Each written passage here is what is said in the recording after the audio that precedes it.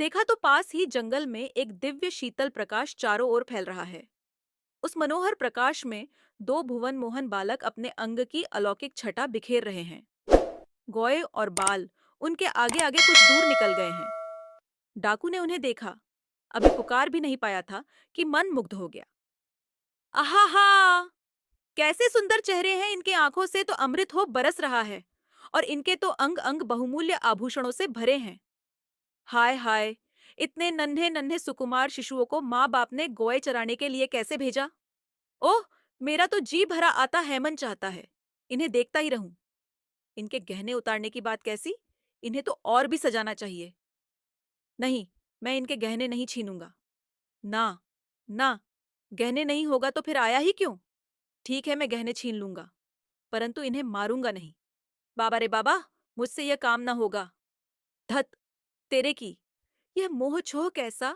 मैं डाकू हूं, डाकू में और दया। बस बस, मैं अभी गहने छीने लेता हूँ। ये कहते कहते वह श्रीकृष्ण और बलराम को ओर दौड़ा। भगवान श्रीकृष्ण और बलराम के पास पहुंचकर उनका स्वरूप देखते ही उसकी चेतना एक बार फिर लुप्त हो गई। पैर लड़खड़ाए और वह गिर पड़ा। फिर उठा, कुछ देर टकटकी लगाए देखता रहा। आंखें आंसुओं से भर आईं। फिर ना मालूम क्या सोचा, हाथ में लाठी लेकर उनके सामने गया और बोला, खड़े हो जाओ, सारे गहने निकालकर मुझे दे दो। श्री कृष्ण नहीं, हम लोग गहने नहीं देंगे। डाकू अभी अभी मैं कान पकड़ के ऐंठेंगा और सारे गहने छीन छान कर तुम्हें नदी में फेंक दूंगा। सावन है, छोटी सी नदी बह रही है, बड़ा सा मैदान और कदम्ब का वृक्ष भी है। वह व्रज नहीं है, यमुना नहीं है, पर है कुछ वैसा ही। रात बीत गई।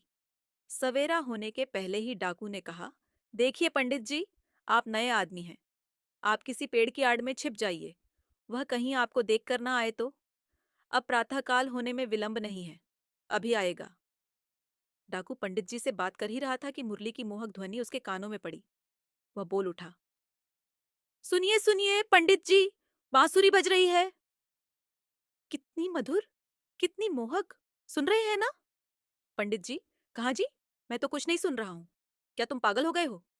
डाकू, पंडित जी, पागल नहीं, जरा ठहरिए, अभी आप उसे देखेंगे। रुकिए, मैं पेड़ पर चढ़कर देखता हूँ कि वह अभी कितनी दूर है। डाकू ने पेड़ पर चढ़कर देखा और कहा, पंडित जी, पंडित जी, अब वह बहुत दूर नहीं है। उतरकर उसने देखा कि थोड़ी दूर पर वैसा ही विलक्षण प्रकाश फैल रहा है।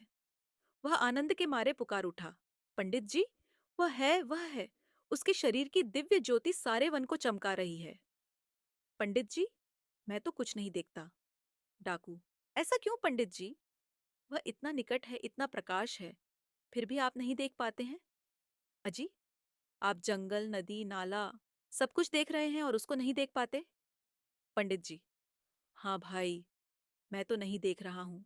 देखो, यदि सचमुच वे हैं तो तुम उनसे कहो कि आज तुम जो देना चाहते हो सब इसी ब्राह्मण के हाथ पर दे दो। डाकू ने स्वीकार कर लिया। अब तक भगवान श्री कृष्ण और बलराम जी डाकू के पास आकर खड़े हो गए थे। डाकू ने कहा, आओ आओ, मैं आ गया हूँ, तुम्हारी बाट जोह रहा था। श्री कृष्ण, गहने लोगे। डाकू, नहीं भाई, मैं गहने नहीं लूंगा। जो तुमने दिए थे वे भी तुम्हें देने के लिए लौटा लाया हूं। तुम अपना सब ले लो। लेकिन भैया, ये पंडित जी मेरी बात पर विश्वास नहीं कर रहे हैं। विश्वास कराने के लिए ही मैं इन्हें साथ लाया हूं। मैं तुम्हारी वंशी ध्वनि सुनता हूं, तुम्हारी अंग कांति से चमकते हुए वन को देखता हूं, तुम्हारे साथ बातचीत करता हूं, परंतु पंडित जी यह सब देख सुन नहीं रहे हैं।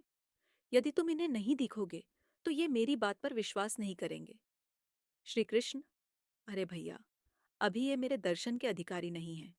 बूढ़े, विद्वान अथवा पंडित हैं तो क्या हुआ।